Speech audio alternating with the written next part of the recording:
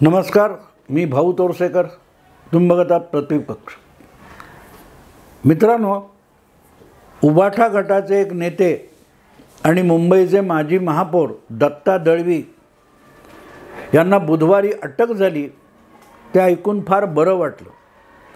मी बरं वाटलं एवढ्यासाठी म्हणतो की आपण जी पापं केलेली असतात ना, त्याची भूतं कधी ना कधी तुमच्यासमोर येऊन नाचायला लागतात, थैमान घालायला लागतात.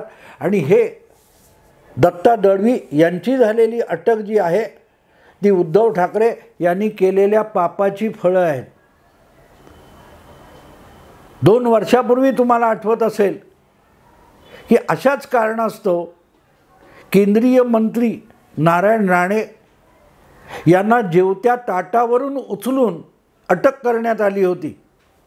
आणि अटकेचं कारण काय होतं की घटनात्मक पदावर बसलेले मुख्यमंत्री उद्धव ठाकरे यांच्यासाठी नारायण राणे यांनी अपशब्दाचा वापर केला. देशाच्या काय म्हणतात त्या हीरक महोत्सव किंवा अमृत महोत्सव हे शब्द नेमके आठवत नाहीत. आणि काहीतरी आपल्या भाषणामध्ये उद्धव ठाकरे गोंधळलेले होते. त्यावर टीका करताना नारायण राणे म्हणाले, अरे एक चांगला सेक्रेटरी तरी ठेव. मी असतो तर थोबाडीचं काय कानशिलत मारली अशी वगैरे वगैरे काय. व मुख्यमंत्र्यांना असं बोलले. लागेलाग नाशिकमध्ये, मुंबईमध्ये, पुण्यामध्ये नारायण राणे यांच्या विरोधात गुन्हे नोंदवले गेले. आणि तिन्ही महानगरातून नारायण राणे कुठे आहेत त्यांचा शोध घ्यायला पोलिसांची 3 पथकं रवाना झाली होती. याचा सुगावा लागल्यानंतर नारायण राणे यांनी सेशन्स कोर्ट आणि हायकोर्ट दोन्हीकडे अटकपूर्व जामिनासाठी अर्ज केला. तो फेटाळला गेल्यानंतर रत्नागिरीतच एका पत्रकार परिषदेत असलेले उद्धव ठाकरे यांचे सहकारी आणि तत्कालीन मंत्री अनिल परब यांनी ठाण्याच्या जिल्हाधिकाऱ्यांना ताबडतोबीने नारायण राणे यांना अटक करा, उचला, अधिकचा फोर्स पाठवा असं पत्रकार परिषदेचे माईक चालू असताना जिल्हाधिकाऱ्यांना आदेश दिलेला सुद्धा आपण ऐकलेलं आहे. तडकाफडकी वेळ लागला नाही. एक गुन्हा दाखल झाला. नाशिक, पुणे, मुंबई 3 महानगरातून विशेष पोलीस पथकं रवाना झाली शोधायला. नारायण राणे केंद्रात मंत्री होते. एका केंद्रीय मंत्र्याविरुद्ध असा गुन्हा दाखल करून त्यांना अटक करण्यापर्यंतचा सावळा गोंधळ उद्धव ठाकरे यांच्या सरकारने घातला. तेव्हा याचं भान होतं का की याचे दुष्परिणाम अशा प्रकारचे गुन्हे नोंदवून आपल्याविरुद्ध वापरले जातील. तेव्हा आपण काय करायचं हे तेव्हा सुचायला पाहिजे होतं. कारण ज्या कारणास्तव दत्ता दळवी या माजी महापौराला आता अटक झाली आहे आणि 15 दिवस काय 14 दिवसाच्या न्यायालयीन कोठडीत पाठवण्यात आलं आहे, तीच वेळ उद्धव ठाकरे यांच्यावर सुद्धा येऊ शकते. कारण आता उद्धव ठाकरे मुख्यमंत्री नाहीत, पण आजचे जे मुख्यमंत्री आहेत एकनाथ शिंदे यांच्याविषयी ज्या प्रकारची भाषा आदित्य ठाकरे आणि उद्धव ठाकरे वापरतात त्यांनासुद्धा नारायण राणे यांना लावलेली सगळी कलमं लावली जाऊ शकतात. आणि मग तुम्हाला बचाव घेता येणार नाही की हे शब्द अमुक आहेत का, हे शब्द तमुक आहेत का. नारायण राणेंचे शब्दसुद्धा कुठेही संसदीय भाषेच्या पलीकडे जाणारे नव्हते. पण तुमच्या हाती सत्ता आहे, जिसकी लाठी उसकी भैंस अशा पद्धतीने महाराष्ट्राची सत्ता वापरताना उद्धव ठाकरेंनी जी मनमानी केलेली आहे, त्यांच्या सवंगड्यांनी जी मनमानी केलेली आहे ते सगळं आता व्याजासकट फेडावं लागणार आहे. आणि त्याची सुरुवात दत्ता दळवी यांच्यापासून झाली आहे असं म्हणायला अजिबात हरकत नाही. कारण कोकणातल्या काही उबाठा शिवसेनेच्या कार्यकर्त्यांचा मेळावा भांडुपला होता आणि तिथे बोलताना दत्ता दळवी यांनी जे काय शेलक्या भाषेमध्ये एकनाथ शिंदे यांच्यावर वक्तव्य केलं त्याविरुद्ध भांडूप पोलीस ठाण्यातच तक्रार दाखल करण्यात आली आणि बुधवारी त्यांना अटक करण्यात आली. त्यानंतर अर्थातच संजय राऊत सकट सगळ्यांनी येऊन तिथे धुमाकूळ केला. नालायकाला नालायक म्हणायचं नाही तर काय. बरोबर आहे, नालायकाला नालायकच म्हटलं पाहिजे. पण नालायकाला जेव्हा नालायक म्हणायचा अधिकार तुम्हाला असतो तेव्हा मूर्खासारखं भाषण मुख्यमंत्री पदी बसून करणाऱ्याला कानशिलात मारली पाहिजे असं म्हणणं सुद्धा घटनात्मक आणि कायदेशीर असतं. हे संजय राऊतांना माहिती नाही का? कुणी शिकवलं नाही का?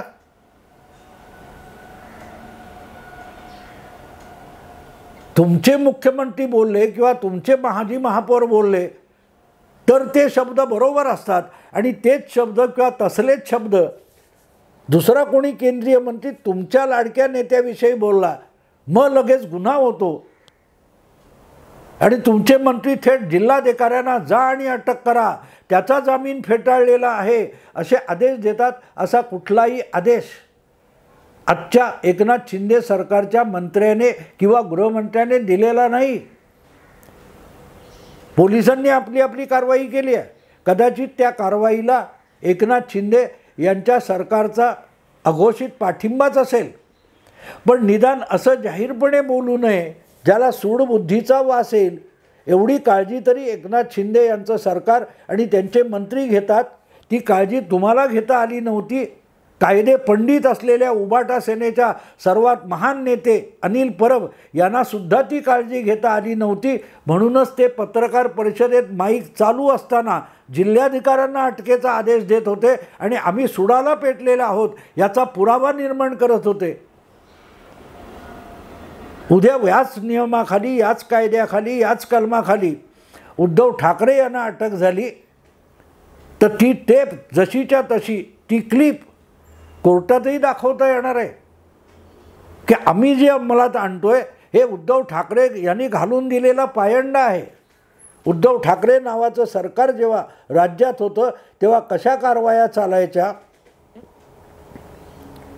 वास्तविक अशा स्वरूपाचे जे गुन्हे असतात त्यात अटक करण्याची गरज नसते. तुम्ही कोणालाही बोलवून त्याला एक बॉन्ड लिहून घेऊन सोडून देऊ शकता. पोलीस ठाण्यातच जामिनाची कागदपत्र पूर्ण करून विषय निकालात काढला जाऊ शकतो आणि मला वाटते नारायण राणेंच्या बाबतीत तेच झालेलं होतं. पण लक्षात घ्या, दत्ता दळवी माजी महापौर यांच्या बाबतीत तसं झालेलं नाही. त्यांना 14 दिवसाच्या न्यायालयीन कोठडीत पाठवण्यात आलेलं आहे. ते आता जामिनासाठी रितसर अर्ज करू शकतील. कदाचित त्यांना जामीन मिळेल सुद्धा. पण 1, 2 दिवस, 4 दिवस तो जामीन होईपर्यंत दत्ता दळवी यांना गजाआड जाऊन पडावंच लागणार आहे. मग धर्मवीर नावाच्या सिनेमामध्ये असंच वाक्य होतं जे आनंद दिघे यांची भूमिका करणाऱ्या नटाने उच्चारलं होतं, त्यांच्यावर कारवाई का केली नाही. हे सगळं ठीक आहे हो, सगळ्यांवर सगळ्या कारवाया होऊ शकतात. दुसऱ्यांनी शेण खाल्लं त्यांना पकडत नाही आणि मी शेण खाल्लं ह्याचा अभिमान बाळगतो. हा जो काय प्रकार आहे ना याला सभ्य समाजामध्ये खुळेपणा म्हणतात, पोरकटपणा म्हणतात. संजय राऊतांनी अख्खीच्या अख्खी शिवसेना जी काय उरली आता आहे उद्धव ठाकरेंकडे ती किती पोरकट आणि बाष्कळ बडबडीची करून टाकलेली आहे त्याचा हा पुरावा आहे. यापूर्वी अगदी शिवसैनिकांना सरसकट अटक होत होती पण आपल्यावर अन्याय झाला आहे म्हणून शिवसैनिक ऊर बडवत नव्हते. कुठच्याही अटकेला शिवसेना घाबरत नव्हती. खुद्द आजचे मुख्यमंत्री एकनाथ शिंदे सांगतात उद्धव ठाकरेंनी किती केसेस अंगावर घेतल्यात सांगा. आम्ही 100 केसेस अंगावर घेतल्यात. उद्धव ठाकरे मुख्यमंत्री होऊ शकले कारण एकनाथ शिंदेंसारख्या शेकडो शिवसैनिकांनी शेकडो केसेस बिननिकत अंगावर घेतल्या. बिननिकत पोलिसांच्या लाठा झेलला, पोलिसांचा मार सहन केला आहे. दिवस रात्र आठवडे गजाआड जाऊन पडलेले आहेत. त्यातून जी शिवसेना उभे राहिले त्या आयत्या बेळावर उद्धव ठाकरे, आदित्य ठाकरे येऊन बसलेले आहेत. शिवसेनेसाठी उद्धव ठाकरे, आदित्य ठाकरे यांनी काहीही केलेलं नाही. वडिलार्जित मालमत्ता असल्यासारखी शिवसेना वापरता तेव्हा त्यासाठी खपलेल्यांचाही सन्मान ठेवता आला पाहिजे. जो जर तुमच्याकडे नसेल तर तुम्हालाही त्याच नियमानुसार वागवलं जाणार. आणि ही हळूहळू सुरुवात आहे.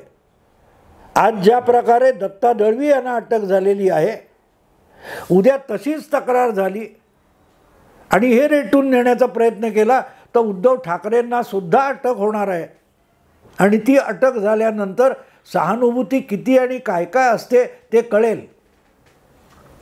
अगदी तुम्हाला आठवतं ज्या दिवशी एकनाथ शिंदे गुवाहाटीला होते तेव्हा मी आत्ताच्या आत्ता वर्षा बंगला सोडतोय आणि उद्धव ठाकरे आपल्या कुटुंबासकट वर्षा बंगल्यातून बाहेर पडले आणि मातोश्रीवर आले तेव्हा प्रत्येक नाक्यावर त्यांच्यासाठी गर्दी जमवून हार तुरे करण्यात आले, हात फडफडवण्यात आले.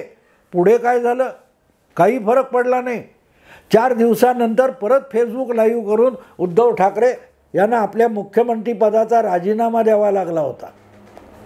त्या सहानुभूती असल्या खोट्या कारणातून सहानुभूती माध्यमात निर्माण करता येते, पण ती जनमानसात परावर्तित होत नाही. आणि म्हणूनच गेल्या 1.5 वर्षापासून सगळी मराठी माध्यमं ऊर बडवून रडतायत, ओक्साबोक्शी रडतायत. उद्धव ठाकरे यांचं मुख्यमंत्रीपद गेल्यामुळे जनतेमध्ये प्रचंड सहानुभूती आहे, पण ती सहानुभूती 3 फेऱ्यांमध्ये गेल्या 1.5 वर्षात ग्रामपंचायतीच्या निवडणुका झाल्या त्यामध्ये परावर्तित होताना दिसलेली नाही.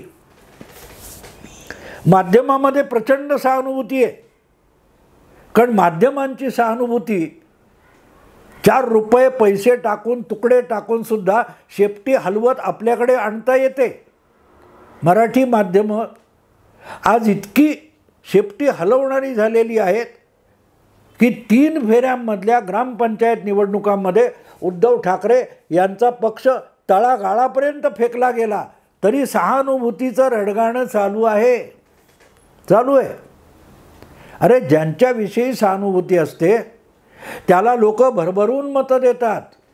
राजीव गांधी यांची आई पंतप्रधानपदी असताना इंदिरा गांधी मारल्या गेल्या तर त्या हत्याकांडातून इतकी प्रचंड सहानुभूती निर्माण झाली होती की 543 मध्ये 415 खासदार राजीव गांधी यांच्या नेतृत्वाखाली निवडून आले होते. त्याला सहानुभूती म्हणतात.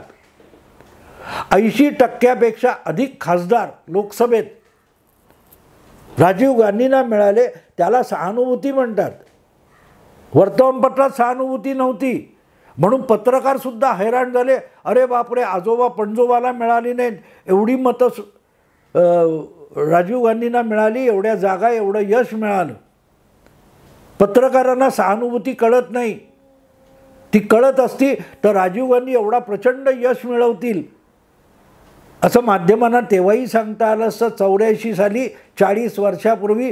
पण कुठल्याही माध्यमाला फक्त तुमच्या प्रणय रॉयनी सर्वे घेऊन 400चा अंदाज दिला होता, त्याची पण तत्कालीन पत्रकारांनी टिंगल केलेली होती. पण सहानुभूती तशी असते. सहानुभूती असली तर ती पत्रकारांच्या बातम्यांमध्ये आणि डिबेटमध्ये असून चालत नाही, ती जनमानसावर असली पाहिजे. आणि जनमानसावर असली तर ती मतामध्ये परिवर्तन होताना दिसते. ते गेल्या 1.5 वर्षात ग्रामपंचायतीच्या 3 निवडणुका झाल्या, त्यामध्ये कुठेही दिसलं नाही. तिन्ही ग्रामपंचायत निवडणुकांच्या फेऱ्यांमध्ये उद्धव ठाकरे यांच्या उबाठा शिवसेनेला शेवटच्या क्रमांकावर जनतेने फेकून दिलेला आहे. आणि ज्यांच्या नावाने गद्दार गद्दार गद्दार खोके म्हणून रोज रडगाणं गायलं जातं, त्या एकनाथ शिंदेंचा पक्ष 3ऱ्या किंवा 4थ्या क्रमांकावर राहिलेला आहे. उद्धव ठाकरेंच्या 1.5 दुपटीने त्यांना यश मिळालेलं आहे.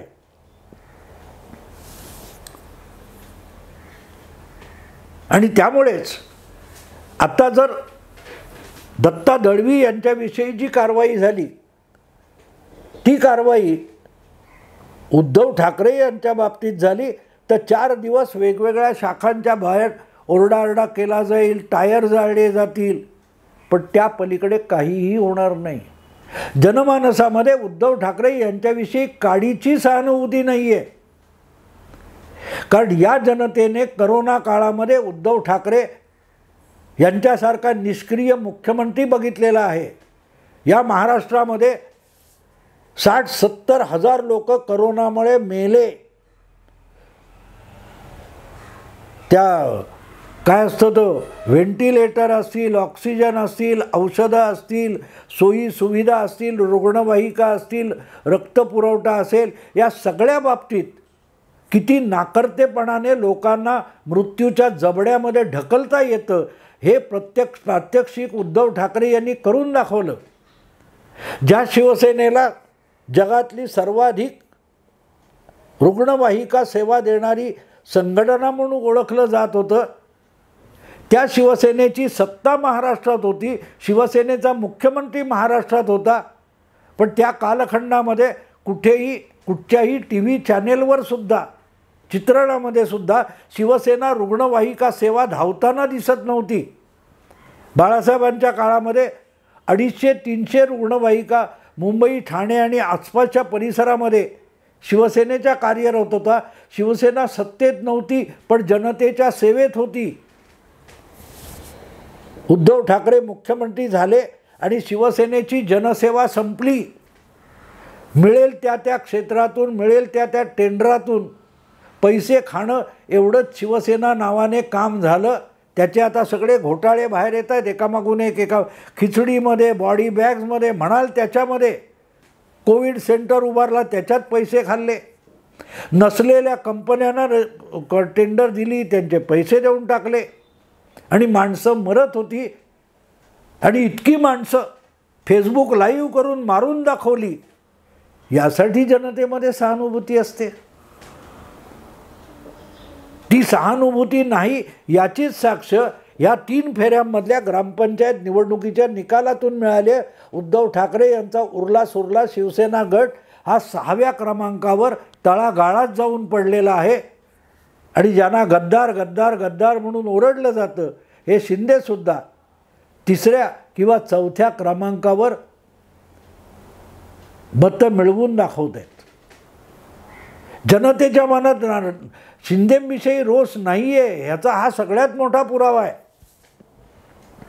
पण उद्धव ठाकरे यांना अटक झाली उद्या, ज्या प्रकारे त्यांनी नारायण राणे यांना अपमानित करण्याचा, केंद्रीय मंत्री असून अपमानित करण्याचा सूडबुद्धीचा खेळ खेळला, तो जर उद्या उद्धव ठाकरेंच्या बाबतीत झाला, आदित्य ठाकरेंच्या बाबतीत झाला, तर लोक आनंदित होतील. मला मित्रांनो एक गोष्ट आठवते या निमित्ताने, जरी 50 वर्ष जुनी आहे. 1970मध्ये त्यावेळेला कृष्णा देसाई या कम्युनिस्ट आमदाराची हत्या झाली होती आणि शिवसैनिकांनी केली होती. त्यानंतरच्या पोटनिवडणुकीत बाळासाहेबांनी वामनराव महाडिक या शिवसेना उमेदवाराला पोटनिवडणुकीत उभा केला होता आणि सरळ सामना झाला होता. कृष्णा देसाई यांची विधवा पत्नी सरोजिनी देसाई यांना सगळ्या पक्षांनी पाठिंबा दिला होता. फक्त जनसंघ शिवसेनेच्या पाठीशी, वामनरावांच्या पाठीशी उभा राहिला होता. आणि सगळ्या पक्षांना हरवून फक्त जनसंघाचा पाठिंबा घेऊन वामनराव महाडिक हे शिवसेनेचे पहिले आमदार म्हणून परळमधून निवडून आले. त्यावेळची माध्यमं तेव्हाच्या बातम्या काढून बघा. सरोजिनी देसाई यांच्याविषयी जनतेमध्ये प्रचंड सहानुभूती आहे अशाच बातम्या रंगवल्या गेल्या होत्या. पण मतदानामध्ये मला आता आठवत नाही, पण 15-20 हजाराच्या फरकाने वामनराव महाडिक जिंकले. आणि ज्या दिवशी ते निकाल लागला त्या दिवशी लालबाग परळ भागामध्ये कृष्णा देसाईंचं वास्तव्य जिथं होतं त्या भागामध्ये रोषणाई झाली होती. कारण कृष्णा देसाई हा कम्युनिस्ट पक्षाचा आमदार असला तरी लालबाग परळ भागातला तो एक कुविख्यात गुंड होता, त्याची दहशत होती. त्यामुळे कृष्णा देसाईच्या पत्नीचा पराभव झाल्याचा आनंदोत्सव लालबाग परळ भागात 1970 साली 53 वर्षापूर्वी साजरा झाला होता. तो सूड नव्हता, जनतेने उगवलेला सूड होता. त्यामुळे उद्धव ठाकरे यांनी ज्या सूडबुद्धीने अर्णब गोस्वामीपासून नारायण राणेंपर्यंत कायद्याचा गुंडगिरीसारखा वापर केला, मनसुख हिरेंचं हत्याकांड घडवून आणलं, सचिन वाजेसारख्या स्वाभाविक अट्टल गुन्हेगाराला विशेष पोलीस अधिकारी बनवलं आणि त्याच्याकडून मोठमोठे गुन्हे करून घेतले. सरकारी पातळीवर पोलीस आयुक्तालयाला गुन्हेगारीचा अड्डा बनवून टाकला. त्या उद्धव ठाकरेंविषयी आणि त्यांच्या सरकारविषयी पत्रकार सोडून कोणालाही सहानुभूती नाही आहे आणि म्हणूनच ते 6व्या क्रमांकावर गेलेत. पण तो विषय वेगळा आहे. एवढाच मुद्दा लक्षात ठेवा मित्रांनो, उद्या नारायण राणे यांच्यासारखीच तीच कारणं देऊन तीच कलमं लावून उद्धव ठाकरे यांना अटक झाली तर लोकांची सहानुभूती अटक करणाऱ्यांकडे असेल. लोकांना आनंद होईल की चांगला धडा शिकवला. सत्तेचा आणि कायद्याचा गैरवापर गुन्हेगारी पद्धतीने करणाऱ्या माजी मुख्यमंत्र्याला अटक झाली तर लोकांना समाधान वाटेल. जसं कृष्णा देसाईची पत्नी पराभूत झाल्यानंतर लालबाग परळच्या लोकांना आनंद झाला होता, तीच गोष्ट उद्धव ठाकरे यांच्या अटकेनंतर आपल्याला आविष्कृत होताना दिसू शकते. कारण कसं सरकार नसावं, सरकार कसं चालवू नये, कायद्याच्या अधिकारात किती धुडगूस घालू नये, हे सगळं उद्धव ठाकरे आणि त्यांच्या सवंगड्यांनी करून दाखवलेलं आहे. अनिल परब फोनवर सांगतात उचला त्याला हायकोर्टात जामीन मिळालेला नाही. या प्रकारे मंत्री वागतात तर त्या मंत्र्यांचा बट्ट्याबोळ होताना आणि त्यांच्या पक्षाला तितक्याच सूडबुद्धीने वागवलं तर सामान्य माणसाला आनंद होऊ शकतो. आणि त्याची सुरुवात दत्ता दळवी या माजी महापौरांपासून झालेली आहे. ही ट्रायल केस आहे. ते म्हणतात ना, अगदी ते कोविडची काही लस आली ते आधी 550 लोकांना, मग 500,000 लोकांना, आधी जनावरांना, पशूंना, असं करत करत त्यातून काय बिघडणार नाही ना याची काळजी घेत घेत एखादा प्रयोग यशस्वी केला जातो. त्या आरंभीचे जे प्रयोग असतात त्याला ट्रायल रन म्हणतात. ट्रायल असते. तेव्हा दत्ता दळवी यांना असले शब्द वापरल्यामुळे झालेली अटक आहे. ही ट्रायल आहे, प्रयोग आहे, तो आरंभिक टेस्ट आहे ती. दत्ता दळवी यांच्याविषयी ज्या प्रकारची कारवाई झाली आहे ती पुढे कशी होते बघू आपण. ती जर कोर्टात आज त्यांना 14 दिवसाची न्यायालयीन कोठडी देऊन टिकलेली असेल तर उद्धव ठाकरे यांच्या दारापर्यंत असल्या बाष्कळ बडबडीसाठी पोलीस आणि कायदा येऊ घातलाय, इतकाच या सगळ्या घटनाक्रमाचा अर्थ लागतो. यापेक्षा अधिक त्यात सांगण्यासारखं काही नाही आहे. पण जे काय 2.5 वर्षात धुडगूस घातला आहे त्या सगळ्याचा हिशोब नजीकच्या काळात द्यावा लागणार आहे. एवढाच दत्ता दळवी यांच्या अटकेचा अर्थ होतो. एवढं बोलून थांबतो. आवडलं लाईक करा, शेअर करा, सबस्क्राईब करा. नमस्कार.